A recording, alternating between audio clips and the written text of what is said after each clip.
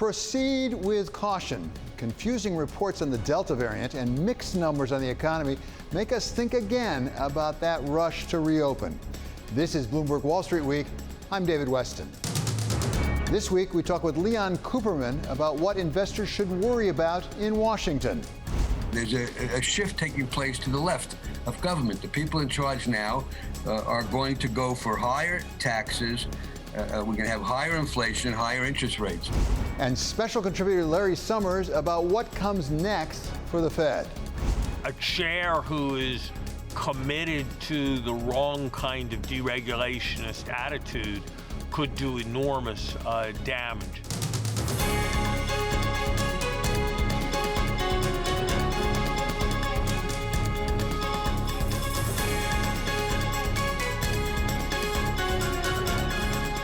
The traffic light for global investors flashed just a little bit yellow this week as alarming new reports about the spread of the Delta variant of the coronavirus, including among those of us who've been vaccinated, sent a shiver down our collective spines.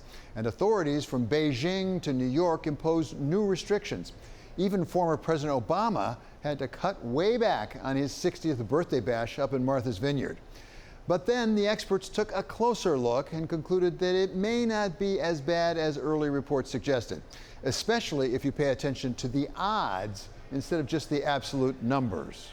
As far as the Delta goes, it's difficult to tell what the effect is, except for markets that have closed down. Fed Vice Chair Clarida spiced things up this week by admitting that he just didn't understand why the yield on the 30-year Treasury had gone so low, and that he can see raising rates by as early as 2023. I do believe that these three necessary conditions for raising the target range for the funds rate will have been met by year-end 2022. But even that didn't dampen the appetite for those safe government bonds very much, leaving the 10-year well below where it was just a few short months ago. And the markets this week seem to reflect all of it. The hope, with stronger than expected jobs numbers out on Friday, taking the S&P 500 to record highs, as well as the trepidation, with the NASDAQ actually down on Friday a bit, even though it was overall up a bit for the week. And the 10-year yield struggled to get back to 1.3 after falling as low as 1.13 earlier in the week. To help us put this all together, we have with us David Kelly, JPMorgan Asset Management Chief Global Strategist, and Laura Tyson, professor at the Haas School of Business at University of California, Berkeley. Dr. Tyson served as chair of the Council of Economic Advisors under President Obama. So, Dr. Tyson, thank you so much for being with us. Give us a sense of how you interpreted those employment numbers today. They seemed to be strong pretty much across the board, but did it take into account the Delta variant?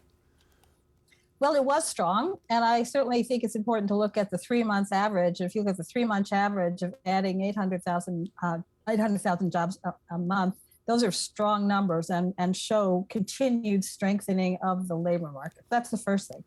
The second thing is it is true that a lot of the employment growth in July was what I would call in-person activities. It was leisure, retail, hospitality, people going to restaurants, people going out to personal services. What is a little unclear, and by the way, also education. What is a little unclear is what is the course of Delta going into the fall, and will that slow that momentum for those kinds of jobs and services down? And I think that's a legitimate question, and I'm not sure, we don't know the answer. Therefore, I think that's one of the reasons why the market is saying hard to interpret. Oh, so let's go to the markets, actually, David. It's over to you here on what happened, because when I came in at 8:30 this morning and Friday morning and looked at the numbers, I thought, boy, these are great numbers. The markets are really going to go up. They didn't go up that much. It was mixed. In fact, the NASDAQ was down a little bit. Is that because, as Laura said, this is some doubts about Delta variant, or is it really fear that it may cause the Fed to increase rates sooner?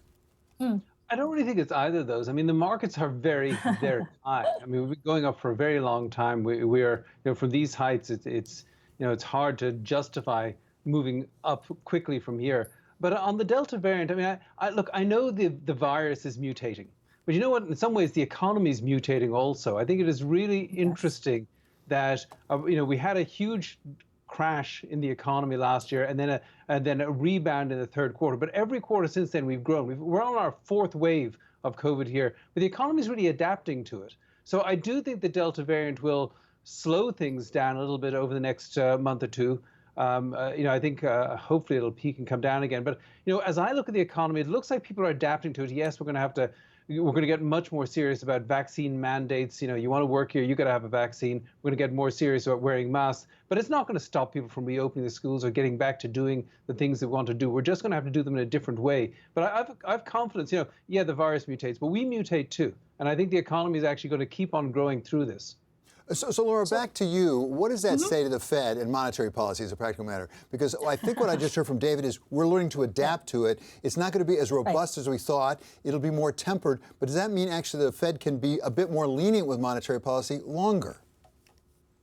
So I think the Fed it was very clear. You had a comment from Vice Chair Clarendon, but we also had a comment last week from Jerome Powell. And basically what they're saying is that right now, given the advanced guidance they continue to issue with a goal of maximum employment and a long-run target of inflation of 2% with some overshoot for some period of time, the conditions in the economy, I think, continue to indicate that meeting those conditions may occur sometime in 2022 or early 2023. I don't think there's any news here in this report which would suggest what the Fed has been saying. The Fed believes, and I believe, that most of the significant increase in inflation over the past few months has been the result of transitory factors.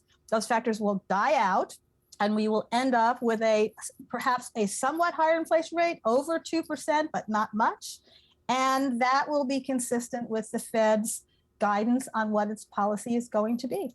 So, David, does that mean the sky's the limit as far as equities are concerned? Because it seems like almost no matter what happens, equity markets just go up. How much of that is just supported by the Fed as opposed to fundamental underlying growth? Well, I think a lot of it is. But of course, the Federal Reserve has been fueling asset price increases all over the place for years, really for a decade now. And my real concern is not so much the Fed is fueling inflation, but it's just causing asset prices to rise much faster than the economy overall. And that could cause asset bubbles or generalized asset bubbles. So I think the Federal Reserve needs to begin to normalize. I agree with Laura. I don't think that we're looking at hyperinflation or very high inflation. I think most of it's transitory, but we have seen big increases in asset prices. And I think what's going on is these very low interest rates are fueling a lot of nefarious things in the economy that we really don't want to see. Very high increases in home prices, a lot of speculative assets, drawing money in. So I think the Federal Reserve really needs to think about normalizing. And they also have to think about timetables here. You're supposed to get ahead of this, not react late to it. So I'm worried that they're taking too much time getting to tapering and talking about raising interest rates from essentially zero levels in an economy which is really barreling towards full employment. So, Larry, this is a really great point, I think, that David's making. I think everyone pretty much agrees sooner or later you have to taper. I mean, you have to do it at some point. Yes. The question is, when do you have to do it? So my question to you is, when should the Fed start to taper? So could I first say that what David said is the Fed's forward guidance about rates never mentions asset price inflation. Okay, that is not part of their agenda. Their agenda is maximum employment and inflation, and not the asset price inflation is just not mentioned. Okay, so that's the first thing. The second thing is they keep looking at the long-term rates, the same rates that you had up on the screen a few minutes ago. Inflation expectations are very well anchored. Their own estimates, they use a whole bunch of different expectations of inflation measures, all anchored. They don't feel the need, based on their inflation projections and their employment projections, to do anything about it. So to say when is, for my mind, to say you've got to say, when does the economy signal to them something different that says, okay, now we've got to act? They don't see it right now in the data. They don't. So, David, part of your job is to figure out what's coming around the corner. I mean, they don't see it right now, but sooner or later, most of us think it's going to happen. So what are you looking at to say, you know what, now we better get a little bit more nervous, a little more conservative? Well, the thing I'm looking at is actually wage growth. I mean, and I'm glad to see wage growth, of course, but wages are growing very strongly right now. And what that suggests to me is, the Federal Reserve thinks that the NAIRU, the non-inflation accelerating rate of unemployment is about 3.5%. So about 3.5% is about full employment. You can push it down there. I'm not so sure anymore. I think the economy is structurally changed enough that at this level of unemployment, 5.4% today, we are seeing accelerating wages. Now, it's good to see wages rise for low-wage workers. But again, there is a danger that just too much monetary and fiscal ease here will cause asset bubbles. And I realize that's not part of the Fed's official remit. But if you think about what's put us in the soup over the years, over the decades, I mean, back in the 1970s, yes, it was inflation. But since then, it has been one asset bubble after another, blowing up in our faces, putting us into recession. That's what we need to avoid. The Fed, I think, has a responsibility to try and avoid the kind of asset bubbles that burst and end up putting us in recession. Laura, last word to you, as not just an economist, but an economist who has helped manage this economy overall. We heard Nehru, we hear Phillips curve, things like that. Do those models still work? Because we have been through in this economy something we have never seen in history. We shut it down and we brought it back up. Are we confident those models still tell us where we are and where we're headed? No, we are not confident. Economists were not confident. They were not confident going into the pandemic that the Nehru and the predictable relationship, such as it was, between inflation and wage inflation was standard, or wage inflation, the unemployment rate, and price inflation. So, no, we're not confident. The models are all over the place about this. The macro models are particularly bad. They're pretty good at output growth. They're pretty good at employment growth. They're not that good at inflation. They're not that good at interest rates. So I want to say there's a fair amount of uncertainty here. And the problem for the Fed and for all of us is how do you measure, how do you assess maximum employment? If that's their goal, if that's the Fed's goal, how do we measure that? We've got to look at labor force participation rates, which are way low. We've got to look at employment to population rates, which look much better in this report. That was a sign of real strength. The unemployment rate itself, we've got to look at not just the aggregate one, but the unemployment rate by groups the Fed is looking at. So there's a lot of uncertainty here about wage price link. And I personally think that, look, the wage growth numbers, I certainly agree that it's good news to have stronger wage growth. Absolutely agree. The other thing to point out is that these numbers are not suggesting, if you kind of think about the possible productivity growth, they're not suggesting any significant change in the inflation outlook, because you take the nominal wage growth, you take the productivity growth, you get the real compensation growth, and you say, yeah, the economy can absorb that. Okay, a lot left to figure out. Thank you so much. It was really helpful from Laura Tyson of UC Berkeley, as well as David Kelly of JPMorgan Asset Management. Coming up, we talk with famed investor Leon Cooperman of Omega Advisors about how to invest in a market where the government is calling so many of the shots. That's next on Wall Street Week on Bloomberg.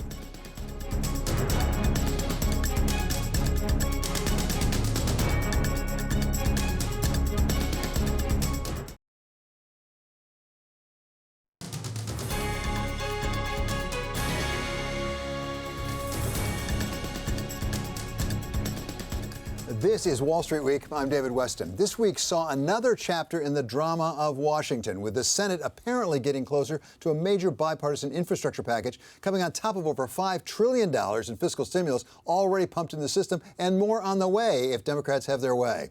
Leon Cooperman has been a key investor for many years, first at Goldman Sachs and then as head of his own firm, Omega Advisors. And we welcome him now to Wall Street Week. So, Lee, thank you so much for joining us. So many people look to you for investment advice. I've heard you described as a fully invested bear. Could you tell us what that means and why? Yeah, well, let me first say, it's a pleasure to be with you.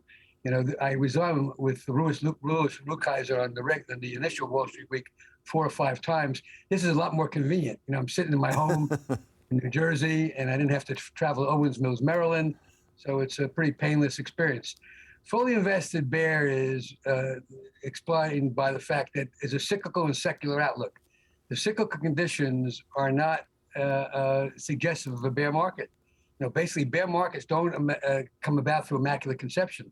They come about for certain fundamental reasons. Number one, accelerating and problematic inflation. We're heading in that direction. We're not there yet, mainly because of the Fed speak, a hostile Fed, which you don't have. In fact, I'm critical of the Fed, and I'll talk about that in a moment. An oncoming recession, we're just coming out of recession, or a exuberantly priced market. And I have to say, even though I'm conservative in my outlook, I have to admit the stock market has been very self-corrective. The area of the market has been most exploited and overvalued has had a very big decline. So cyclically, the conditions for a big decline are present, and that explains my positive view.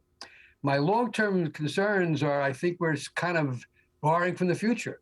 Laura Tyson's a very distinguished economist. I know she's still listening, but I would say if I lined up 100 economists and asked them what is the potential real growth of the U.S. economy, the response would be centered around 2% real. And that's be a function of labor force growth, which is about 0.5% per annum, and productivity growth, which is about 1.5% per annum. So that determines real growth in any economy. So 2% real. If you're an economic bull, you say 2.5. If you're a bear, you say 1.5. Add to that about 2% for inflation. So nominal GDP grows 4%. We have real growth this year of 4 times potential, yet the Fed is holding interest rates near zero. Makes no sense to me. I understand what they're doing and why they're doing it, but I think it's going to have a bad end to it. Secondly, you just referenced it a minute ago. We've already injected into the economy $1 trillion of stimulus in excess of wages lost, yet they're trying to do another 2 or 3 trillion on top of that. And so, this nation was founded 245 years ago. We had no national debt. 3 years ago, it was about 20 trillion. I think now it's knocking the door at 28 trillion. And it's growing at a rate far in excess of the growth rate of the economy. And when this party ends, basically, it's not going to end well. And nobody knows when it's going to end. Socrates around, I think, 400 BC said he was the wisest man alive, for he knows one thing, and that is, I know nothing. And then a few thousand years later, Warren Buffett said, forecasts of the future tell you more about the forecast than they tell you about the future. So we're all guessing, but I think we have a bad end to this. I think we've been borrowing from the future. I think bonds are totally mispriced. If I told you historically the 10-year U.S. government bond is yielded in line with nominal GDP. So let's say nominal GDP on a trend basis grows at 4%. So that would imply a 4% 10-year bond. Okay, this year, I think in the third quarter, nominal GDP is expected to grow at 13%. Yet we have a 1.3% 10-year government bond rate. You're an investor, you pay taxes, you keep 60% of the 1.3. That's 78 basis points, called 80 basis points. The inflation rate is running 4 or 5%. So, stocks make all the sense in the world relative to bonds, but bonds make no sense. And I think the Fed is overstaying their position. And that bothers me greatly. I also am troubled by the shift to the left that's taking place in the country. 30% of the young people today think socialism is the preferred system to capitalism. They don't have a clue. My good buddy, who I admire greatly, Ken Langone, says it well. He'd like to put a bunch of people on his private plane, fly them to Venezuela, Cuba, and let them see what socialism is all about. So let me ask you one specific question. If you're putting money to work right now, how do you take into account the fact that some people have said the referee is now playing in the game, whether it's on the monetary policy side or the fiscal policy side? You referred to long-term growth patterns, but thus far the government, and this, by the way, is true under President Trump as well, I could argue, gooses up the nominal growth rate by really intervening. Absolutely. Trump was no hero. In my opinion, we were running $1 trillion deficit in early 2020. While he was president, and we had a fully employed economy.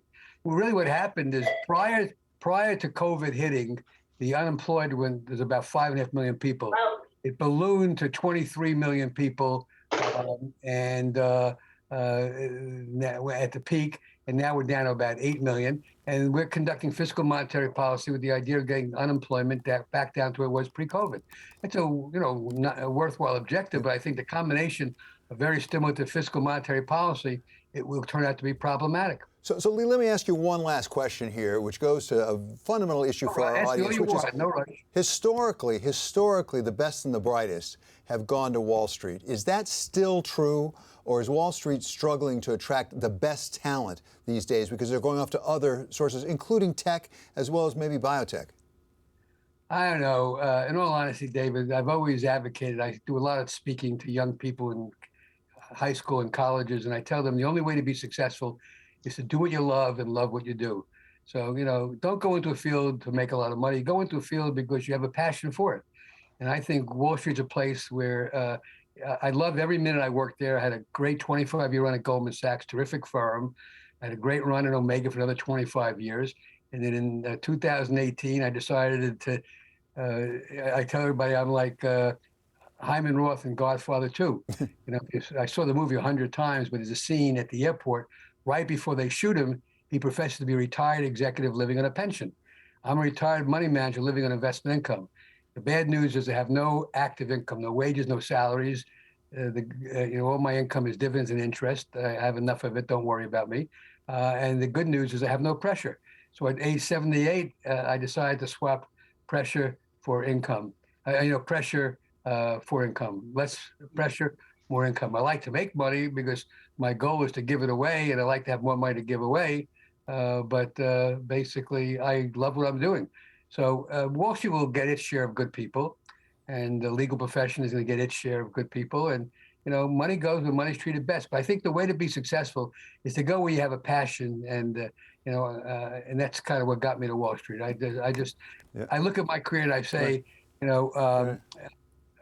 it was luck, hard work, and intuition that made for my success. Luck, hard work, and intuition. There you go. If we can all be Lee Cooperman, we'd be in good shape. Thank you so much. Really great to have you with us. That's Leon Cooperman of Omega Family Office.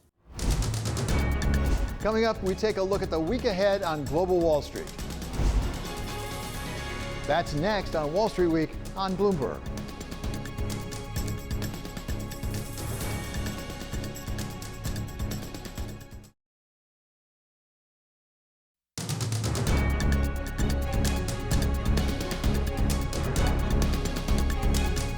This is Wall Street Week. I'm David Westin. It's time now for a peek at what's in store in the week ahead for Global Wall Street.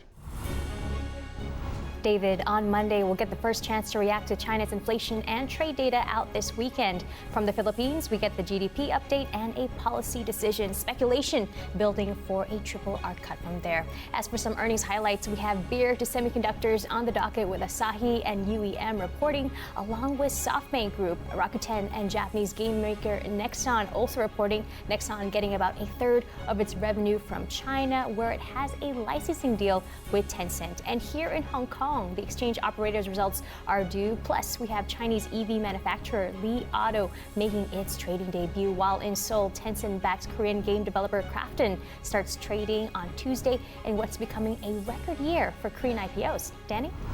Thanks, Sophie. It's another busy week for European earnings. There's travel company TUI as well as ThyssenKrupp. Then on Thursday, we'll get data for UK GDP. Romaine? Thanks, Danny. All eyes this weekend will be on the U.S. Senate, which is inching closer to a vote on that $550 billion infrastructure bill. Assuming passage, the House would still need to vote when it returns from recess. Outside of Washington, the earnings season nears its final leg. Airbnb, Coinbase, Tyson Foods, and Walt Disney each reporting. For Disney investors, the focus this time is going to be less about the streaming business and more about the company's reopened theme parks. Economic data will center around the monthly inflation report. Economists, they expect CPI growth to have moderated a bit in July to a pace of about 4.3% year over year, though that would still be one of the strongest jumps in the consumer price index since 1991. David? Thanks to Sophie, Danny, and Romaine. Coming up, staffing the Fed. We ask our special contributor Larry Summers about what leadership the Fed needs going forward, as President Biden considers whether to make some changes at the top. This is Wall Street Week on Bloomberg.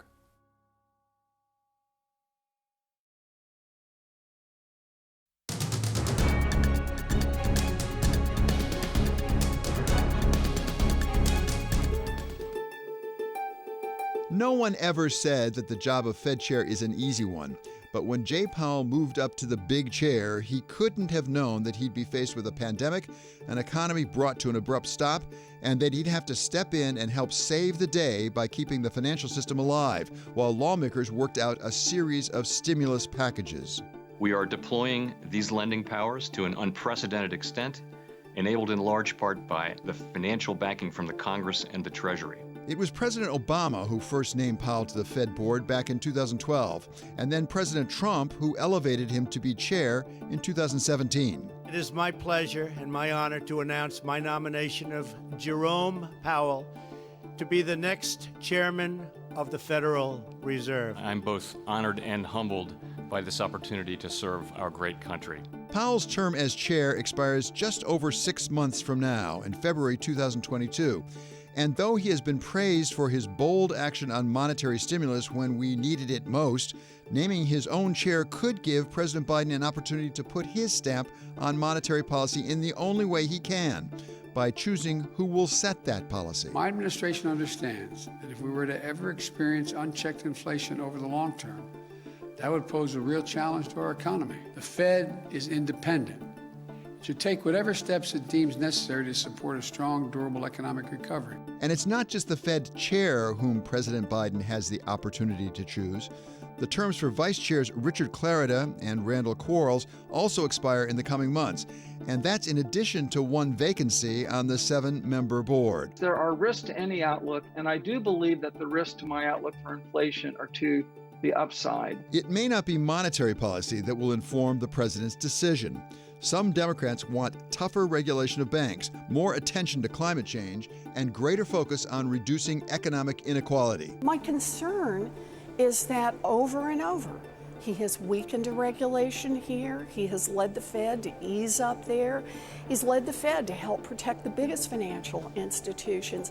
And there have been dissents against that. One member of the board who has been an aggressive advocate for big bank oversight and has voiced her opposition to some of Powell's track record on regulation is Lael Brainerd. A number of common sense reforms can be put in place to address the unresolved structural vulnerabilities, particularly in non-bank financial intermediation and short-term funding markets. One of the shrewdest observers of the Federal Reserve has been Larry Summers, former Treasury Secretary, now at Harvard, and of course a special contributor right here at Wall Street Week. So, Larry, give us your sense as President Biden looks forward to the possibility of perhaps appointing the chair and 2 vice chairs of the Federal Reserve, who, without regard to who it might be, whether the present people or others, what do we need? What are the issues the Fed's likely to have to address over the next 3, 4, 5 years? Look, the most fundamental choice the Fed's going to face involve monetary policy. They involve making judgments about the inflation risks that I've expressed concern about going forward, whether those, whatever the right view is. And they involve the monetary policy challenge of a long-run environment where we're going to have exceptionally low real interest rates, at least if one looks at markets and a variety of other indicators. So I think it's the macroeconomic policy that's at the center of the Fed's responsibilities, and that's really the core task. Clearly, you need someone with a deep commitment to a stable financial system who understands that Dodd-Frank was a beginning and not an end. So for me, monetary policy followed closely by financial stability. I believe that it's government's job to deal with the environment. It's government's job to deal with social justice. And I don't think that trying to push those responsibilities to the Fed should be a priority. So my hope is that it will be someone who can provide guidance with the right wisdom and the right character on monetary policy and also on the maintenance of financial stability. Can you divide up those 2 responsibilities to any degree? Because one might think in the structure as it's been put together, it's really perhaps the monetary policy for the chair and you have a vice chair for supervision. Does that work, or do you need a chair who's particularly strong in regulation as well as monetary policy? I think that that a chair can choose to delegate substantial amounts of discretion with respect to regulatory policy to a vice chair. A chair who is committed to the wrong kind of deregulationist attitude could do enormous damage. But a chair who was relatively separated from those issues on a day-to-day basis and gave support to a strong vice chair focused on financial stability issues, I think that could work very well. So you mentioned first and foremost monetary policy. Give us a sense of where we are right now in monetary policy. And let's be honest, most people talk right now about so-called tapering, when they start backing off of the bond purchases, and then eventually some interest rate raise. We just got this week new jobs numbers that were better than expected. The unemployment rate fell to the lowest rate it's been since before the pandemic.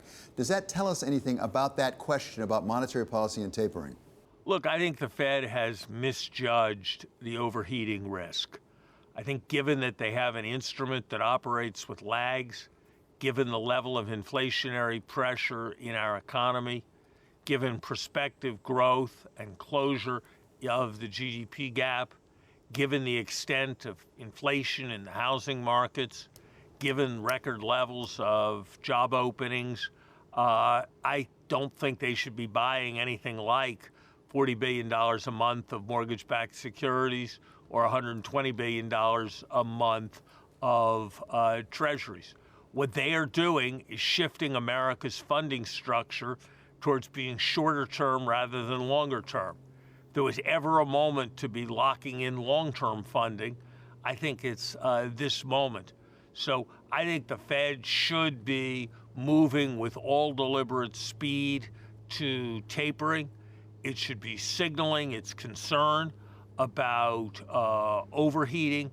It should be recognizing that there may well need to be a tightening in terms of raising rates well before what's now embodied in the dot plot or what's embodied in market expectations. So when I mentioned exceeding expectations of the jobs numbers, it wasn't just the number of jobs, it was also wages. They came in at 0.4% up rather than 0.3% up. Next week, we're going to get CPI numbers for inflation. All these are individual data points, but at this point, you've been very concerned about inflation. Where are you on where we're headed? What do you expect? I don't know what the CPI number's going to be. It's driven by a lot of special factors. What I think you need to do is look over some months, and you need to look at the degree of tightness, which is what points towards future measures. We had core CPI rise at above a 10% rate in the second quarter. That is obviously going to come way down. But that does not mean that we are comfortably in range of achieving the Fed's 2% on an average basis target. And that's why I'm concerned. There are forecasters, I don't know whether they're right or not, who are looking for growth at a 9% annual rate in the third quarter. When you start with high inflation, you have the unemployment rate fall by 0.5% in a month, and you're looking at growth at annual rates of 9% going forward, you should be worried about overheating. And instead, we hear much too much of the rhetoric of transience in the inflation rate. Of course, some of it is transient. The question is whether we're going to wake up with an underlying inflation rate above 3%. And I think we are courting that risk, which would come with very serious political and economic consequences, much more than we should. Larry, as a macroeconomist, factor in, if you can, the Delta variant, because something that's just developed in the last week or two has been a lot more concerned about the Delta variant. It seems to be much more virulent than we understood. Could that be a headwind on some of that growth? It certainly could be a headwind on growth, but the question is whether it's going to be a headwind from the supply side or from the demand side. And if, as I suspect, it's going to be as much a headwind from the supply side, then when you get a reduction in supply, it slows growth, but it raises prices. And so I don't see the Delta as making me feel better about inflation. If anything, it may be making me feel a little worse about inflation. And I will tell you this, David, I think when historians look back, they may regard the biggest error the United States made in 2021 as being the failure to lead a global Marshall Plan for vaccinating the world. So let's wrap up as we do every week with a rapid round of Summer Says. Got three of them for you this week, Larry. First of all, cryptocurrency, very much in the news in all sorts of different ways. But my question to you is, from where you sit, is the greater risk over-regulating cryptocurrency or under-regulating it? Greater risk is under-regulating it. If we regulate it right, we'll protect a lot of people. We'll be able to enforce against financial crime of various sorts. And ultimately, by regularizing and making more trustworthy cryptocurrencies, will enable the benefits of cryptocurrency and the success of the cryptocurrency industry to grow. Okay, a second one, also much in the news this week, is Robinhood and what it means about retail investors. As you look at the overall financial system, is that more of a risk or more of an opportunity? It's on the one hand democratizing it, on the other hand there's a lot of volatility associated with it. We're seeing some version of the errors of the 1920s there. This is as clear a case for enhanced regulation as I've ever seen, and we need much more serious approaches to meme stocks, to the marketing of stocks, to problematic retail investors. This whole meme stock phenomenon is not going to end well. And finally, let's get back to employment. When do you think we will reach full employment at the rate we're going? I think we're pretty close, David. If you look at job vacancies, we're at record levels, higher than we've ever been. If you look at the rate at which people are quitting, which is an indicator of how secure they feel in the labor market, that is at historically record rates. If you take account of the fact that because of COVID and everybody's moving to different places and thinking differently about the kinds of jobs they're going to do and we're going to do them, we've got much more structural change. I think we're not far from full employment, and certainly the tendency of wage growth to be accelerating, especially when you adjust for the quality of workers. All of that tells me that we're within 9 months or a year, certainly maybe less than that, of getting to full employment from the perspective of what's feasible and what's consistent with stable inflation. Larry, thank you so very much. That's Larry Summers, our special Wall Street Week contributor, and of course from Harvard University. Coming up, a crisis in home evictions is averted for now with a new CDC moratorium. We talk with Bob Hart, CEO of TruAmerica, one of the nation's most active investors in multifamily residences. The landlords and the corporate owners and folks believe that things will normalize, things have improved, rents are going up. This is Wall Street Week on Bloomberg.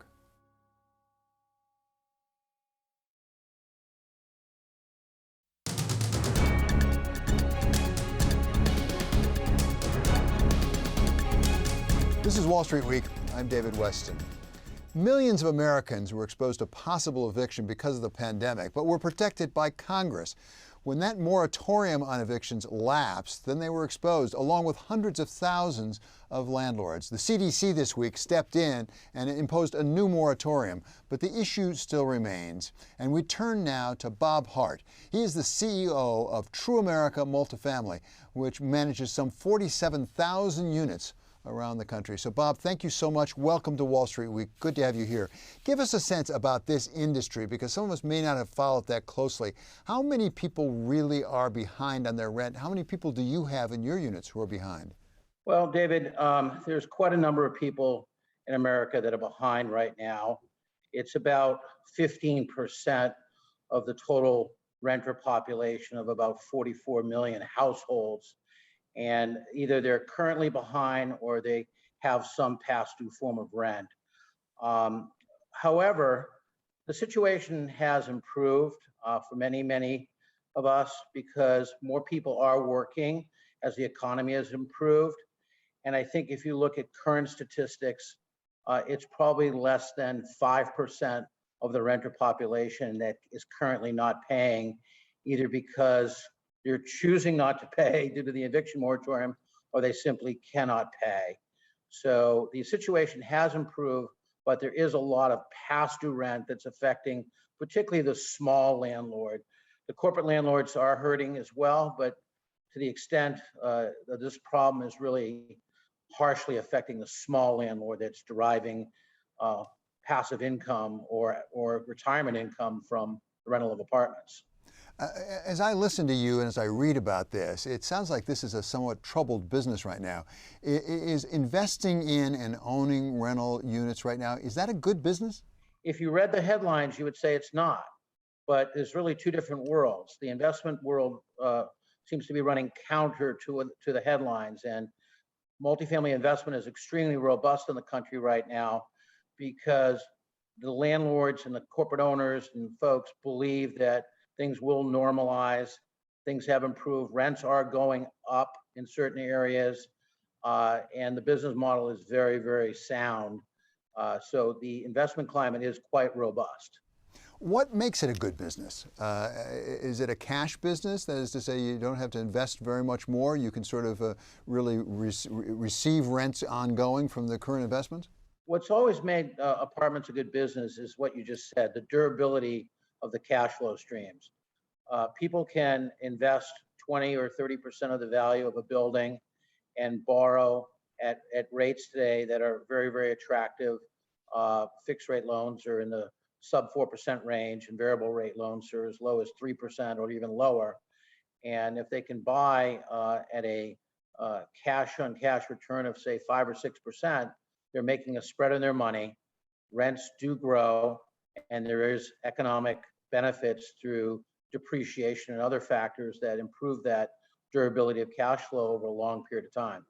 What about the demand and the supply of rental units and the demand for those units? I assume in part they go against home ownership. That is, home ownership goes down, people have to rent more. But what is the supply and demand situation? Is there an excess of demand right now? Yes, there's an excess of demand, particularly among what we'll call the workforce sector of America's housing stock, where we haven't built enough housing for blue and gray collar workers. We've built most of our new housing for the renter by choice as opposed to the renter by necessity, which is the largest sector of the market. People are renting longer in the life cycle of their lives as opposed to owning homes longer. So there's more of a demand placed now upon rentals as we've become more of a rental society.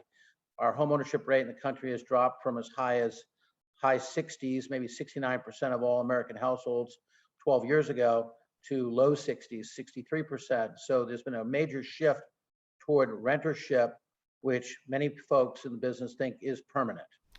If there has been something of a shortage of supply, is the market going to correct on that? That is to say, are we going to start producing more rental housing stock to sort of adjust that marketplace? Well, in a good market, typically the United States produces somewhere around 300,000 to 400,000 new units a year. Right now, construction costs have risen extremely high due to some of the shortages during COVID, as well as labor shortages. And that's going to slightly slow down the production of new housing. So for the foreseeable future, we are going to be in a housing shortage, which is why you're seeing, in addition to multifamily, which we're talking about, you're seeing purpose-built single-family homes being utilized for rental purposes. And that's become another class of rentership, if you will. So there's a tremendous demand to house America's workforce, still undersupplied, and that's what makes it a very good investment business. And finally, Bob, are you seeing inflation? Because we hear some economists concerned about the possibility of rising housing prices, both on the ownership side but on the rental side. Are you seeing that in your units? Are you raising prices? We are. We're trying to do so thoughtfully because we don't want to price out the renter, but we're facing higher labor costs, higher cost of goods when we're renovating, and so forth. So we are, in fact, seeing core inflation. It's not spiraling, but we are seeing inflation. Okay, Bob, thank you so very much. Really appreciate you being with us today on Wall Street Week. That is Bob Hart. He is CEO of TruAmerica. Still ahead, one more thought. What would you give up to work from home? This is Wall Street Week on Bloomberg.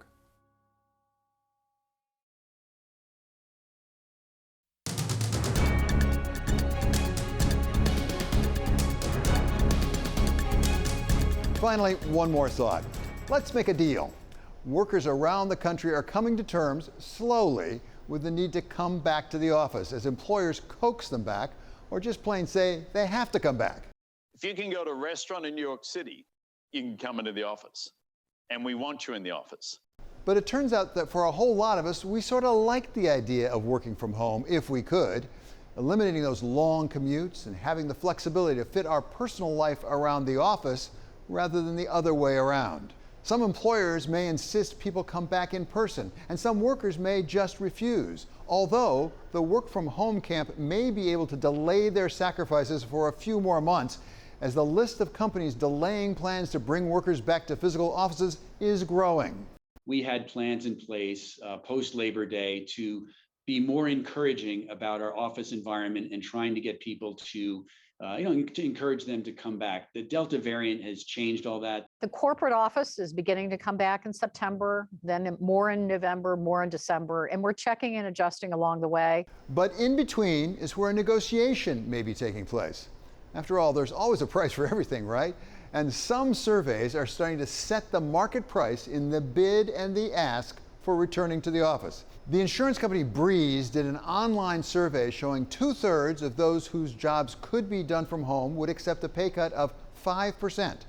And another survey done by Pollfish pointed to 15% of people who were willing to take a much deeper cut, as much as a quarter of their pay or all of their paid time off. But maybe the most disturbing result was what else people would give up to work from home. Giving up Netflix or social media for a year isn't so shocking. It could do some of us some good after all.